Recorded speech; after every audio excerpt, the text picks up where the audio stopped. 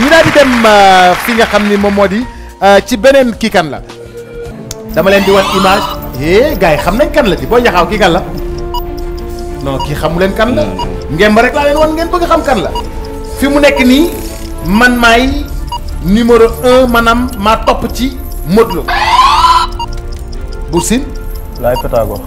Laye Pythagore moom la Laye Pythagore alors man maa daan ki nga xam ni moom moo di Jet Li maa daan frère Sox man sax Marley daf maa daan man la Laye Pythagore attention dama leen di joxaat beneen indice ngeen xool kii kan la Mbaye ñépp ko xam Boy Jaxaaw Balla Gaye moom la kay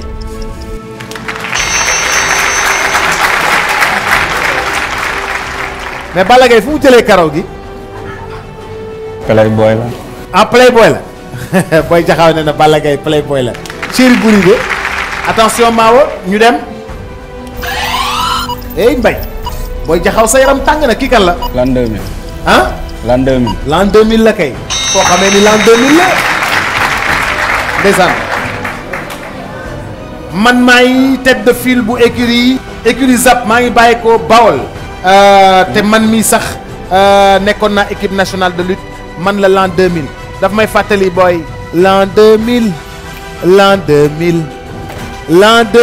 atum naataange la l'an 2000 atum naataange la ku am muñal ku ñàkkit muñal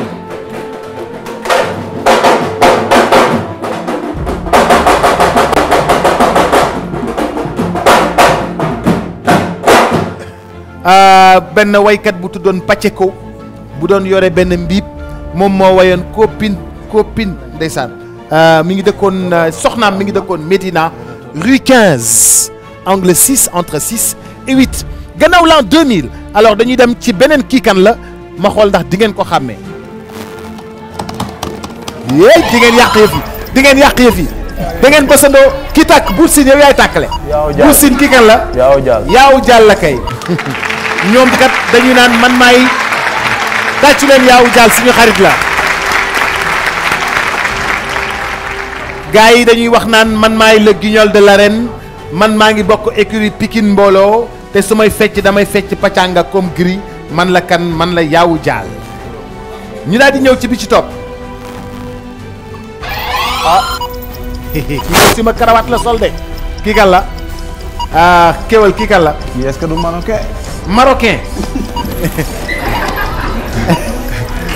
kii ah sa waay man la kenn la bëgg a wax mu ne ma ndax du marocain non du marocain ambulance Marocain la Boy Niang la indi ima ambulance am nga 10 points mais Boy Niang jantal yu mel la de Playboy la de tàccu leen Boy Niang waay mais Boy Niang fi mu génn neex na de attention bii nag dafa laaj concentration lu bare dafa laaj concentration lu bare ku bës Bour Sine Diène Kaïré Diène Kaïré photo bi ñaari nit la kan ak kan la ñaari nit Diène Kaïré ak Lac de Guiers déedéet du Diène Kaïré ak Lac de Guiers kéwal Kaïré la ak Kaïré Kaïré Diène Kaïré ak Kaïré papaam Diène Kaïré ak Boy Kaïré papaam waaw Boy Kaïré ubbil ma xool tàcc leen loolu bu baax a baax teew kii image bi daanaka image bu c'est une image poignante image bu doy waar diggante père ak fils mu ne ci indice yi maa ngi leen doon wax mu ne man bëri naa bés boo xam ne sama doom dafa doon bëri te ñun ñooy les bérets verts ñoo ngi bokk écurie Soumbédioune maa ngi jël sama retraite bi nga xamee ni sama doom mi ngi ba tey ci biir làmb ji man la kan man la Diène Kaïré ak Boy Kaïré ma bëgg ñu tàcc leen bu baax a baax beneen kii kan la bii nag kilifa gu mag la ci réew mi damay xool ndax di ngeen xàmmee kanam gi kilifa gu mag la ci réew mi ngi juddu mi ngi gane si àdduna atum 1914 mi ngi génn àdduna le 13 mars 1984 waaw ambulance moo bés mais nee na xamu ko kéwél Senghor. du Senghor mi ngi gane àdduna 1914 génn àdduna le 13 mars 1984 moom jël na 300 milliards yoo xam ne moom moo ko moom 300 milliards def ko ci réew mi investir ko ci fonds propres.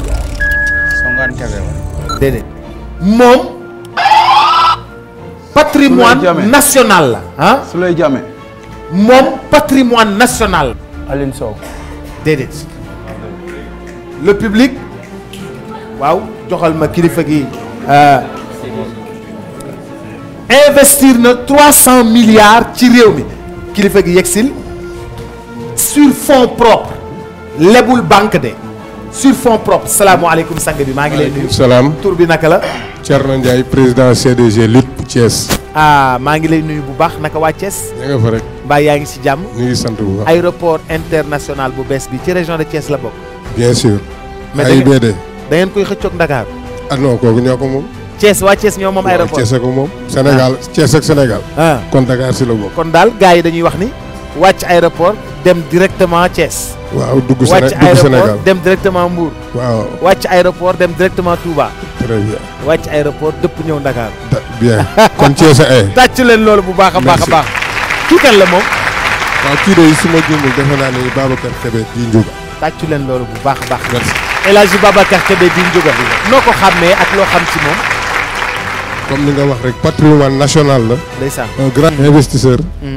bon def lu ne Sénégal patrimoine national la. dëgg la waaw jërëjëf. merci. merci beaucoup. tàccu leen ko bu baax a baax a baax. xanaa loo gàtt gàtt dégg nga étage Ndiouga Kébé. damay dox ba étage Ndiouga Kébé dañ daan jógee Medina nan damay dox tey ba étage Ndiouga Kébé yaay tey dañoo dox ba étage Ndiouga Kébé. sama yaay jàpp la fii rek dugal ci bopp bi rek dóor rëkk lu tax ngay dem ba étage Ndiouga Kébé buñ la sàccee nag. jërëjëf bii mooy avant dernier kii kan la maawa ñu dem ambulance kii moom mënoo koo xam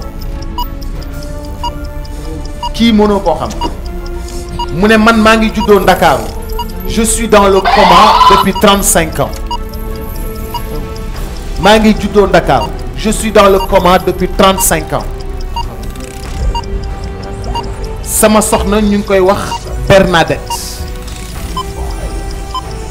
moom ak Marius Trésor ñoom ñoo nekkoon axe central bu équipe nationale bu France man la kan ci public bi ndax am na ko fi xam kilifa gi yegsil man la maa ngi juddoo Ndakaaru je suis dans le coma depuis 35 ans sama soxna mi ngi tudd Bernadette man ak Marius Trésor ñoo nekkoon ci axe bu équipe nationale bu France moom la kan Jean-Pierre Adams moom la kay tàcc leen ma ko bu baax a baax a baax a baax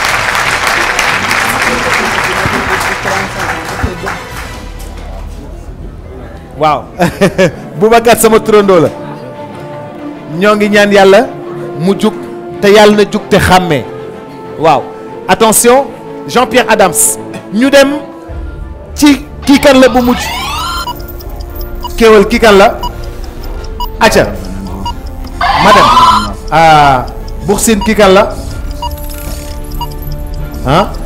indice bi ma lay njëkk a jox mooy réalisateur émission lamb la réalisateur émission lamb Medoune. réalisateur Medoune caméraman la booy jaxaw Mao.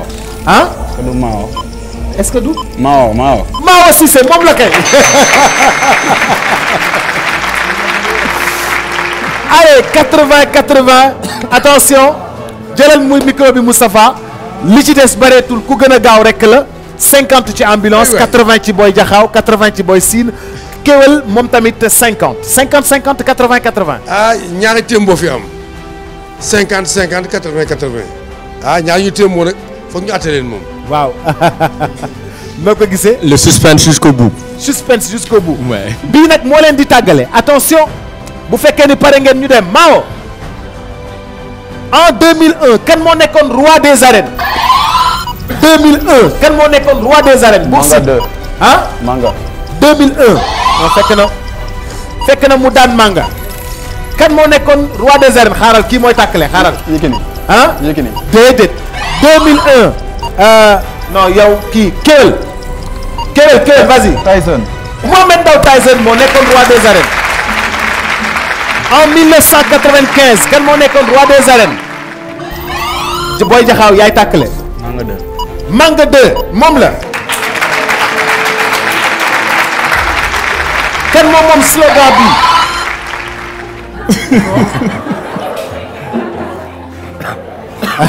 saa waay mi ngi may piis de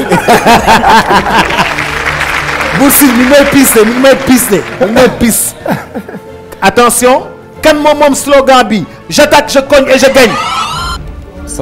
Moustapha Gueye moom la.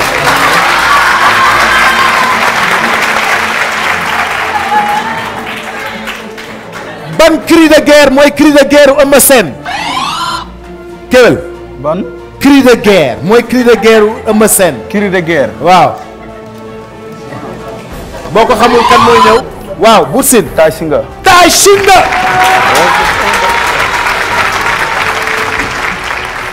ban écurie la Tapha Tine bokk. Bawol Mbooloo. Bour Sine Bawol Mbooloo. 100 50 60. ban écurie la Reug Reug bokk. Caaroy. déedéet bokkul Caaroy. Caaroy Streamer. déedéet bokkul Caaroy. Caaroy Cap-Vert. Caaroy Cap-Vert. ban promoteur moo organisé combat entre Ndof ak Paul Maurice en Côte d'Ivoire. Assane Ndiaye Bawol Production. ban promoteur moo organisé combat Garga Mbossé Boy Niang 2. Garga Mbossé ah. Pape Abdou Fall am na fukki poñ. 120 100. laay lay la tàggale. attention déglu leen bu baax. stade bi nga xam ni moom moo nekk Thiès stade ba naka la tudd. Magnan Soumaré. Magnan Soumaré. stade Magnan Soumaré moom la.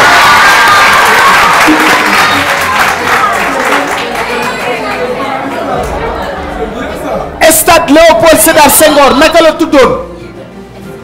stade Léopold Sédar Senghor. ah Amitié.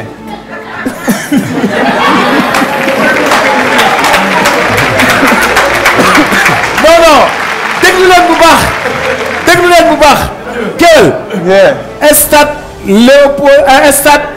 Léopold Sédar Senghor naka la tuddoon. waaw. non bàyyi leen ko moom xam na ko. xaw ma ko. non li nga wax léegi noonu la. Amitié. ah. Stade Amitié. Stade Amitié moom la.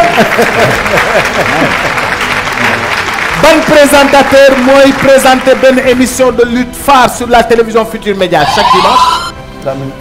Lamine Samba moom la. ban présentateur mooy présenter émission de lutte sur 2STV. Kewel. 2STV. waaw. ban Bécaye Mbaye moom la. maa ngi kontaan bu baax a baax di leen nuyu di leen féliciter Bour Sine il a 130 points di féliciter Boy Jaxaaw 110 points Ambulance 50 points Kewel 90 points maa ngi gërëm Fama Thioune la plus belle la classique Fama Thioune toujours joviale toujours égale à elle-même am na classe am na cas am na feeling bëri na feeling mooy mburu ak chocolat Fama Thioune mooy Nutella Fama Thioune xam ngeen Nutella xale yi chocolat Nutella ne leen Fama Thioune yaay Nutella wax leen Fama Thioune yaay Nutella Fama Thioune yaay Nutella Fama Thioune yaay Nutella oui ma alors léegi damay ñëw àndandoog ñi nga xam ni ñoom ñoo di waa BICIC ngir gërëm leen banque bii nga xam ni moom moo di BICIC nga xam ni daf ñu taxaw autant d'années banque bii di BICIC àndandoog ñun daal di jël li nga xam ni moom moo di maanaam 50 000 francs ubbil ko compte ki nga xam ni moom moo di Boursine ñu war ko ci defal mu doon compte d'épargne may invité waa BICIC ñu ñëw fekk si ma fi nga xam ni moom moo di ci plateau bi avec des applaudissements. léegi nag bu ma paree ci waa BICIC booy Guet Ndar daf maa seet si jóge Ndar ba Ndakaaru léegi maa ngi ñëw nuyu ak moom salaamaaleykum. asalaamaaleykum mbokku téléspectateurs yi jërëjëf Boubs jërëjëf Moustapha jërëjëf Pa Moussa c'est quelqu'un que je connais très bien quand j'étais à Thiès donc c'est quelqu'un qui est très bien donc di féliciter aussi mbër yi fi teew di ambulance Boy Jaxaaw Boursine ak Kéwal donc ñun BICIC dañ fi teew tey di leen soññaat ndax BICIC maanaam banque la boo xamante ni mun naa wax ni kenn dootu ko présenté ndax li mu def ci réew mi ñëpp a ngi koy gis BICIC dafa commencé di raam ba tey jug na taxaw tolloog ñi nga xamante ni ñoo ko rowoon donc man leen di ñaan ngeen tàccu ci loolu ci li BICIC liggéey noonu donc bu loolu weesoo banque la boo xamante ni dafa am vision et je pense que dans une société su banque amee vision rek dafay yombalal liggéey bi yenn promoteurs yi tey lu gën a neex mooy BICIC du banque rek mais dafay orientation bi mooy lan li gën a am solo nga am sa projet xamuloo nooy taxawee xamuloo nooy demee BICIC woo la du début à la fin jàppale la ci sa projet ne la nii ngay demee ni boo ko defee nii nga ciy génnee te toujours ndam lañ ciy gis. ndeysaan. donc bu loolu weesoo salariés yi aussi ñu ngi leen di soññaat ndax tey mun naa wax ni amul benn banque boo xamante ni moo ñu gën a néewle ci ay maanaam lu ma frais de tenue de compte je pense que salariés yi nga xamante ni tey ñi ngi foofu mun nañ ko témoigner ndax c'est très important parce que mënoo liggéey sa salaire ba fin du mois nga ñëw jël ko ñu la ci dagg ay frais yoo xamante ne maanaam dootul desati dara. BICIC loolu amu fa. tàccu leen loolu donc ma leen di ñaan ngeen tàccuwaat ci loolu taxawaay rafet na. bu loolu weesoo tey ñu ngi fi tey ci région yëpp ñi ngi Touba ñi ngi Kaolack ñi ngi Thiès ñi ngi Mbour ñi ngi Dakar moom waxatuma ko Dakar tey ñi ngi fépp te li ci gën a am solo guichet unique la c'est très important parce que ñu bëri dañuy xalaat ni tey mën nga tijji sa compte maanaam lu mel ni BICIC Tilène nga ne su ma demee siège su ma fa defee opération dinañ ma dagg ay frais yu bëri déedéet loolu amul ci ñun BICIC Tilène BICIC siège ñoo yem BICIC Bourguiba ñoo yem ça aussi c'est très important donc ñi ngi ñaax nit ñi képp ku ci am projet boo xamante ni c'est un projet fiable nga bëgg ko am ci résultat bu leer un résultat boo xamante ni c'est un résultat positif ñi ngi lay ñaan nga andil ñu sa projet xam ne que BICIC nekk fi lu dul ngir jàppale nit ñi ci wàllu yëpp nag du ci wàllu làmb kese ñi ngi ci marché yi pour commerçant yi ñi ngi ci salariés yi comme ni ma ko waxee sànq même ki nga xamante ni que tey dafa bëgg épargner loolu aussi c'est très important parce que adduna bi tey toll na foo xamante ni dañoo war di sakkanal ndax nga am sa dërëm yaakaar ni su ma ko defee fii dina ma jural lii déedéet BICIC mën nga ko ñëw jël nga denc ko foofu te compte la boo xamante ni épargne bi amul benn franc buñ ciy dagg au contraire dañ la koy rémunérer à un taux de 6% ci année bi donc ay intérêt la lay jural am na yeneen possibilité aussi nga yor sa xaalis nga bëgg mu jural la mën nga ko ñëw jël nga def ko DAT li ñu naan dépôt à terme donc on a des possibilités yoo xamante ni c'est à la portée de toute la population donc je vous remercie Boubacar. ñoo ko bokk merci beaucoup nga nuyu ñu monsieur le directeur général notre ami Adama Diop notre ami Thomas merci beaucoup ñu tàcc ko bu baax a baax waaye balaa may dugal Fama Thiouna damay woo ki nga xam ne moom moo di Boy Ndar ñu daal di dem Ndar géej Boy Guet Ndar mais kaay rek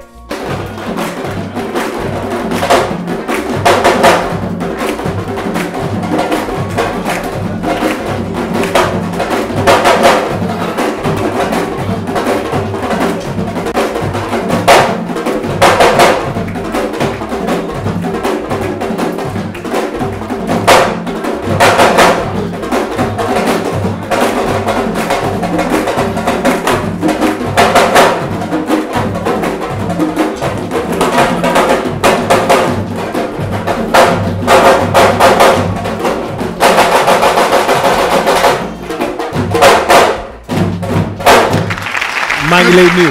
mais boobu si balaa ma la fi est-ce que man maa ngi en direct wala nga en direct. yaa ngi en direct kay. ok c'est extraordinaire. mais Bouss. waaw avant tout booy Guet Ndar production maa ngi lay nuyu. Boubacar maa lay fay. bala ma takk na. mais. Boubacar Diallo wax Boy Guet Ndar production 3 fois Boubacar Diallo. Boy Guet Ndar production benn yoon. Boy Guet Ndar production ñaari yoon. Boy Guet Ndar production ñetti yoon. dama ni Boy Guet Ndar production lan mooy différence su Boy Guet Ndar ak Boy Ndar rek. voilà xam nga Boy Guet Ndar mooy quartier bi. waaw mooy quartier Mawli. waaw. dafa bi nga ñëwee Ndar yàggul. waaw si Youssou Ndour. waaw yaay naan waa Ndar lu ngeen xam ñun la jën. waaw. ndax fàtte nga ko. fàttewu ma ko de. ñun Guet Ndar Ndar mën naa ni kenn Ndar mooy dundal Ndar. su doxee lépp dox. bu taxawee lépp taxaw. ndeysaan. parce que Ndar amul usine amul dara géej ngeen yaakaar. may lancer un message fort. président Macky Sall Père Mbaye Fall. président Macky Sall maa ngi lancer message fort. mu gën ñu bàyyi xel. ndax ñun duñu ñaan duñu talal loxo xam nga lu ñu xam. seul le travail qui paye liggéey jàmm yàlla. bu ma fi may tëjee mooy. sa copain mi ngi lay nuyu Pape Seck Marseille. Pape Seck l'homme de Marseille.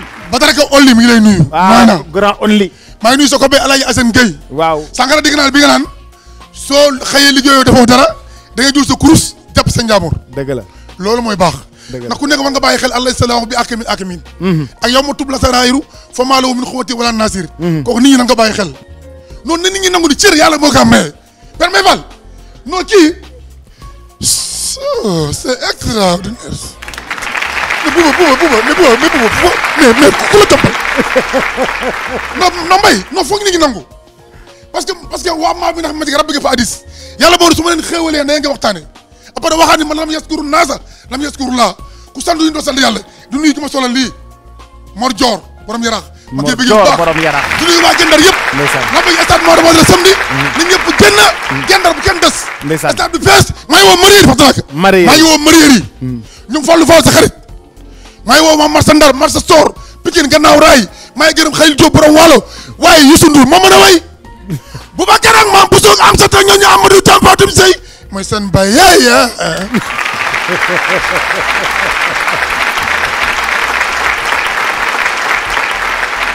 Boy Guet Ndar production benn yoon Boy Guet Ndar production ñaari yoon Boy Guet Ndar production ñetti yoon may woo équipe bu Motorola yi nga xam ni ñoom laa yàgg àndal di woo Fama Thioune d'abord Fama Thioune yegsil ma bëgg ñu tàccu la plus belle ne leen Nutella Nutella Nutella Nutella Nutella ana Nutella waay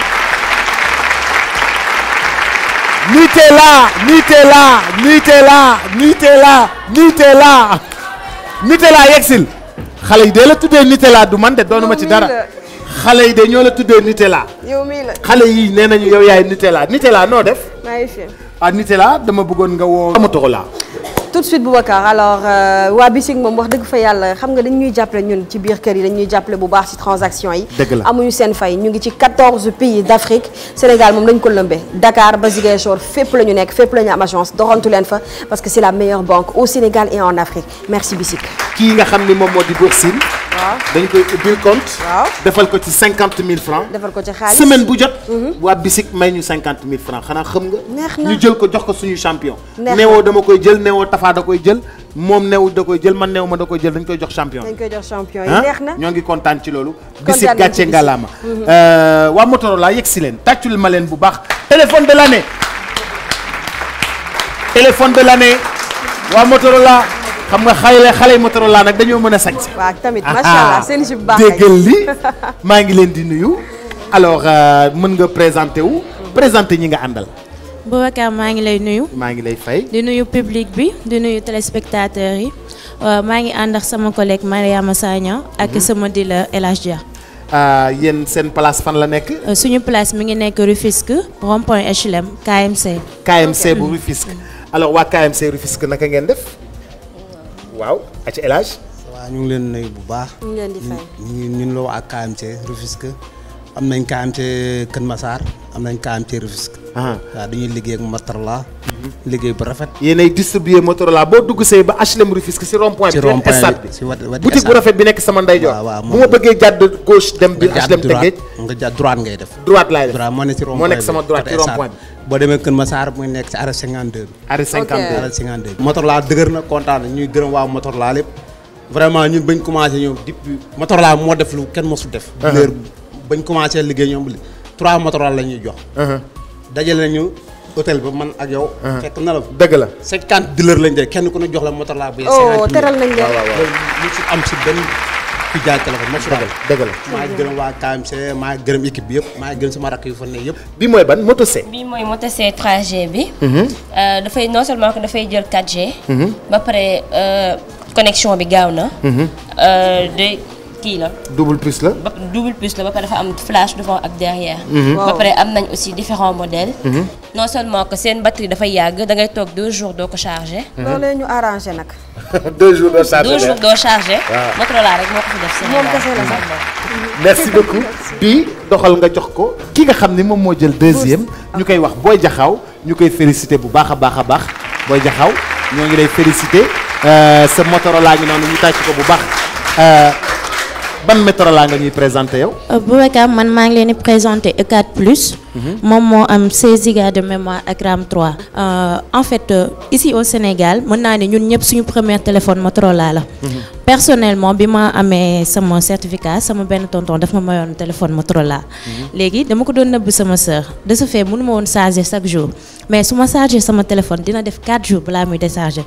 rien que pour montrer que ni Motorola batterie bi dëgër na. yàgg naa dëgër waaw mi ngi noonu yàgg na dëgër daal. dëgg la franchement. félicitations joxal ma ki nga xam ni moom moo di Boursine moom moo am 130 Boursine ñoo ngi lay félicité bu baax a baax a baax a baax di gërëm waa Motorola dàpp leen ni nag ñi ngi waajal li nga xam ni moom moo di Moto Z2 Moto Z2 fekk ay fan rek dina ñëw bu ñëwee incha allah yéen ñëpp di ngeen gis ni Moto Z2 ñëw na day am campagne bu mag. buñ koy kiwal bu ngeen di ñëwaat semaine prochaine na ngeen indi téléphone Fama Thioune. incha allah xaali dañoo am tirage. tirage au sort.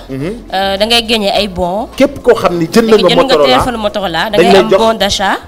ticket tombola waaw ticket tombola. chaque 15 jours ñu tiré waaw ak foo ko mën ci jëndee chaque 15 jours dañuy tiré. kenn gagné. maanaam képp koo xam ni jamono yi jënd nga téléphone portable Motorola exiger sa ticket tombola bu ñu la joxee ticket tombola chaque semaine di ngeen mën a gagné ay loo yu bari yoo xam ni Motorola moo leen ko indil ñoo ngi leen di gërëm bu baax a baax a baax partout dans Dakar.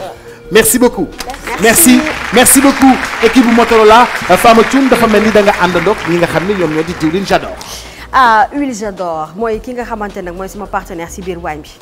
daf may dooleel xam nga des fois nga am ñoo xamante ne du ñu xaw a mën togg door. waaw donc il faut que mu am ñu mel ni huile J'adore yu leen di jàppale ci seen i biir waañ. ndax ñu mën di togg lu neex. di togg lu sell surtout hygiène bi. dafa am importance huile yi bëri nañ fi waaye huile J'adore mi li mu indi ci santé li mu indi ci bien-être. amul ci beneen huile fudul ci huile J'adore. en plus.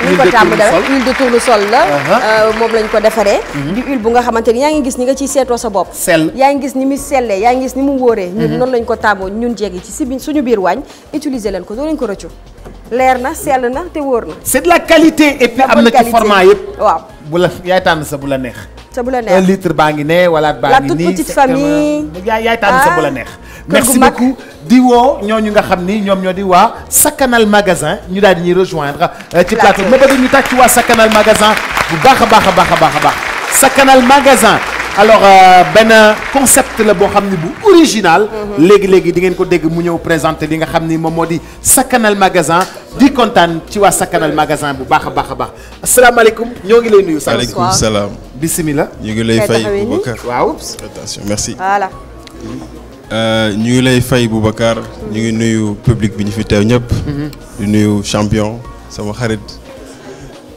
di nuyu Père Mbaye Fall sànq yaram daw na vraiment nit ku baax rek moo mun a am yenn témoignage yi di nuyu kilifa yi fi teew yëpp di nuyu sama copain mbëri man làmb laa bëgg dëgg la vraiment di nuyu Boubacar Fama vraiment kontaan nañ bu baax rejoindre émission bi te bi ma fi ñëwee ba léegi vraiment j'ai eu des sensations énormes c'est ça le Sénégal li mooy Sénégal li mooy suñu culture li la ñu xam fi lañ dëkk fi lañ yaroo fi lañ màggee fi lañ defee suñu lépp Sakanal ay sénégalais ko moom donc vraiment gis nañ suñu bopp incha allah on va cheminer ensemble. mais damay dégg ñu naan Sakanal ñu nekk bitim réew mën nañu dugg ci www.sakanal.sn def seeni commande daanaka yéen ngeen livré ko directement seen yaay yi ak seen biir kër yi.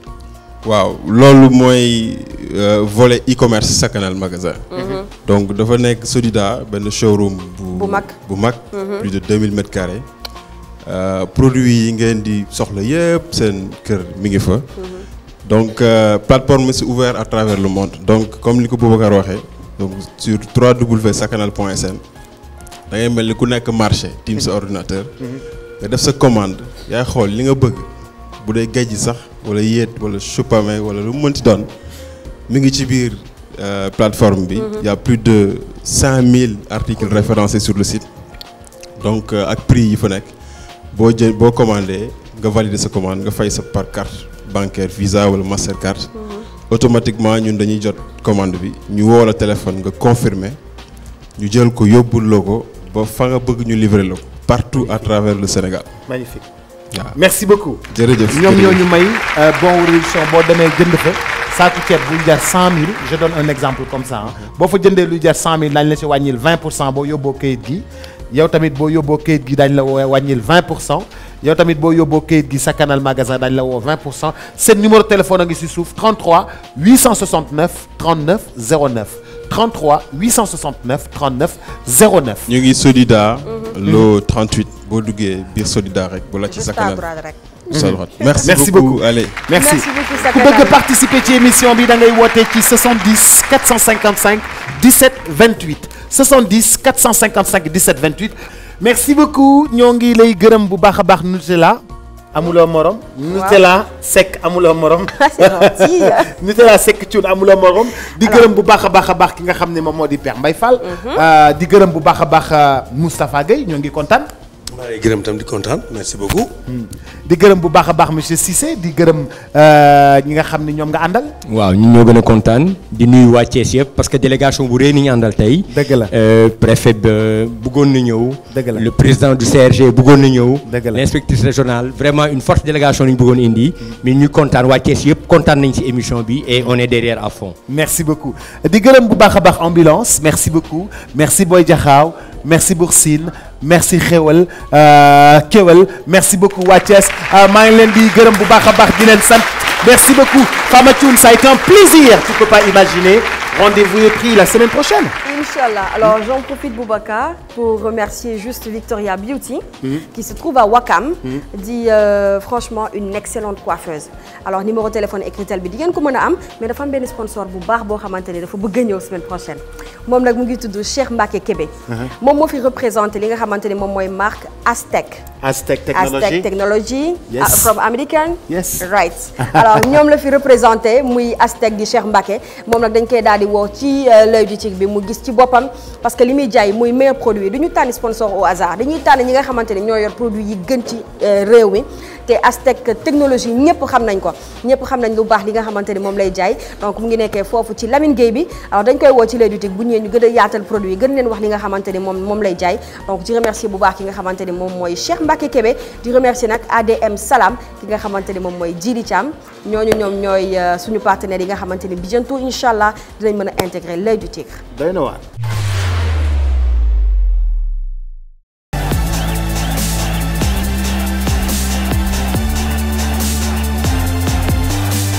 Rebonsoir chers téléspectateurs merci beaucoup Boubacar comme ni nga ko annoncé tout de suite dañuy daal di jàll ci li nga xamante ne moom mooy jëli bi miin ngeen jëli bi mbokk téléspectateurs dafa mel ni dafa bokk ci partie yi ñu gën a bëgg ci biir seen biir émission l'œil du tigre alors tout de suite ñu daal di jàll ci ñaari champion yoo xamante ni ki nga xamante ni mooy le consultant S-qualité ki nga xamante ni moom mooy yàgg bëri ci biir arène bi miin li nga xamante ni moom mooy cabaxal ak affaire yoo nga xamante ni mooy am ci biir arène bi moo ko fas yéene décortiquer de A à Z muy tonton Moustapha Gueye alors tout de suite ñu daal di jàll ci ñaari champion yu xarañ muy Abdou Diouf ak ki nga xamante ni moom mooy Forza let's go mon consultant.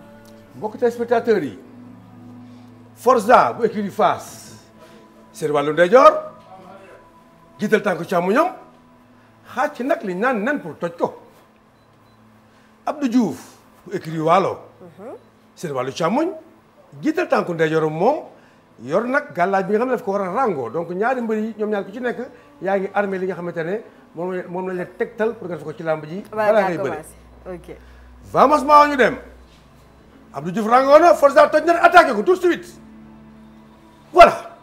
mais Abdou mooy ko sax fu mu kii ah Forza. boo seetloo Fama. waaw attaqué Abdou Diouf dox ci kawam. waaw Abdou Diouf freiné ko dóor ko benn côté. mais Forza nga gis na kon fii. gis na ko Abdou Diouf bi ñëw mu fël ko loxo càmmoñam pour répondre ak loxo droitam. ci nii ñoom ñaar kan moo ci gën a nekk en forme nii. en position baax bi actuellement nii. Forza moo nekk position d'attaque donc mooy gis kër gi. ok ki avance toujours mooy gis. d'accord gis nga xool seen ñaari tànk yi ni mu jogante pratiquement ah ça c'est important ah. vamos maa ñu dem. crochet droit loupé. voilà actuellement nag Fama ñi ngi def li ñu naan bagarre de rue. kurpañ daa ngi tawee côté bu ne. ñu dem Mao. ay ca tout de suite contact de lutte voilà. Fama. lii mooy bëre. tout de suite bi ñu jàppante Forza def ko lalli di taf tànk bi li xale ñaan plaqué ma ngay taf cuisse ba. lii yaa ngi ciy seen daanu wala génn gisu ko daanu. normalement lii position. moo ci war a toll. mais bu leen fàtte ne Abdou Diouf aussi. il est grand plus de 2 mètres. ba pare mën a bëre. donc mun nga ko war a daan sax te doo ko daan. du neex a yëkkati. xool na mu crocheté Forza fii ca kaw. ëmb ko carrément ŋoobu ko ba pare di ko dëbb sol fii donc fii booy xool Forza dafa am ñaari ndoxtu ba pare adversaire am bii di Abdou Diouf am ñaari ndoxtu parce que Abdou Diouf lii c'est important avantage la. parce que mën na cee mboot. dëbb na ko sol aussi fii tamit ah. donc gis ne Abdou Diouf dëbb na ko naax fii ba pare crocheté ko ci kaw armal la ko ci kaw. Forza nag avantage bi mu am fii ci combat bi mooy taf na tànk ba. vamos maa ngi dem. tàggali ko rëcc aha gars yi ñu may leen fii pigiade ah Forza en action et percute sans arrêt Abdou Diouf dem ci Abdou Diouf xool Abdou Diouf a ngi bëri Fama. waaw Forza moment Forza dóor Abdou Diouf putuklu na ko. bàyyeewu ko daw sentir ji ko nag yóotu benn ngemb. ba téye bii nag téyeegul waaye nag Forza aussi. mi ngi contre l'adversaire moom tamit malgré mi ngi xeex. mais xool Forza loxo bi mu intercepté fii. ba pare ŋoobu ko ci kaw maanaam ñoom ñaar recto verso. situation bi amoon sànq ba Abdou Diouf crocheté. moo am tey jii ba Forza crocheté. donc ñoom ñaar ñoo bokk ay wet yu ñuy bëree. kii càmmuñ kii ndajoor. vamos Mao ñu dem. alors ça pleut les coups de poing. attention. Forza mi yaramam tàng naa. macha allah voilà. mbokki téléspectateurs yi. Forza dóor na bu dóor fa dara nekkul. waaw. ku uppercut loupé carrément xool loxo ba ca asamaan sa la jëm ah. da koo Forza fente loxo waaw. Abdou Diouf sëgg na nekk en garde fente kurpeñ bi Forza dóor uppercut boo xamante ne bu ko daloon nag je pense que ne doon na indi ay dégâts yu doy waar. mais dalu ko parce que Abdou Diouf mu ngi bëre mais mi ngi calculer aussi son adversaire. vamos maa ngi dem ça continue Forza bagarre de rue xool mais en tout cas li gën a intéressant Fama mooy. à chaque fois Forza mi ngi xeex saa bu Abdou Diouf ñëwee rek Forza dina ko intercepté Forza wàcc na. moyen bu mu ko daanee. wàcc na ma dugal ndegeñ kale bopp bi di yóotu gañoo Abdou Diouf tam lu gaaw rek xool ko càmmoñ ba. mu ngi koy dugal. ndax dina ko dugal wala du ko dugal loolu moo jar a wax parce que bu leen fàtte bokk téléspectateurs yi jàpp ngemb dafay yàq bëre jàpp ngemb dafay xajamal bëre. dañ ciy yàgg. vamos maa ñu dem. dina ko gis nga dëpp ko sol ala xoolal ma lii regardez xoolal geste bu rafet bii. s'il vous plaît gars yi regardez ça admirez ça aha. daan am na. non action bu jëm ci daan moo am Fama daan am na yaa ko wax. oh. plaquage. mais fii jegewul saako yi. est-ce que daanu na ci biir. ci biti la daanu. mais action bi ci biir la amee. waaw mais kon daanu ko si daanu na ça c'est clair ah. xoolal ma action ba. ma foogoon ni daan day am ci biir enceinte kii bi saako yi. oui bu génnee ci biti daan amatul. non voilà léegi nag pour m'expliquer Fama mu gën a leer. waaw boo jëlee mbëri ci biir enceinte bi wërgal bu njëkk bi. zone de vérité bi. daw ak moom jëlee ko ci biir daan ko ci biti dañ koy homologué parce que ci biir nga ko jëlee.